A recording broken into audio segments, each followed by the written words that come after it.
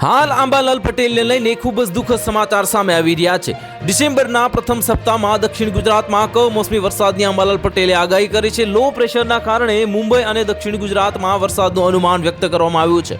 હવામાન નિષ્ણાંત આંબાલાલ પટેલે ડિસેમ્બરના પ્રથમ સપ્તાહમાં જે દક્ષિણ ગુજરાતમાં કમોસમી વરસાદની આગાહીની જે શક્યતા જે વ્યક્ત કરી છે અને બંગાળની ખાડીમાં જે ડીપ ડિપ્રેશન ચક્રવાતમાં પરિવર્તન થશે તો તેનું નામ ફેંગલ રાખવામાં આવશે, જેમાં તમિલનાડુથી પોંડિચેરીનો ભાગ, ચેન્નઈમાં ભાગમાં કેટલાક વિસ્તારોમાં ભારે વરસાદની આગાહી કરવામાં આવી છે અને પવનની ગતિ 65 થી 70 કિલોમીટર પ્રતિ કલાક રહેશે।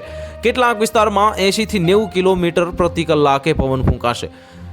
તેની અસર આંધ્ર, ઓરિસ્સા, તેના વાદળોની અસર પૂર્વ રાજસ્થાનના ભાગ તરફ આવી શકે છે અને 3 થી 5 ડિસેમ્બરના અરબી સમુદ્રમાં પણ લો પ્રેશર સિસ્ટમ સક્રિય થવાની શક્યતા છે।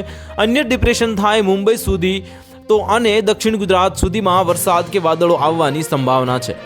બીજું લો પ્રેશર જે 5 ડિસેમ્બર આસપાસ બંગાળના ઉપસાગર સાગરમાં જે થવાની સંભાવના છે અને વાદળોના અસરના કારણે રાજ્યમાં 29 નવેમ્બરથી ડિસેમ્બરની શરૂઆતમાં મહત્તમ તાપમાન ઘટવાની શક્યતા અને લઘુત્તમ તાપમાન વધવાની સંભાવના છે અને સવારમાં લઘુત્તમ તાપમાન વધતા અમુક વિસ્તારોમાં ઠંડીની આંશિક અસર જોવા મળશે।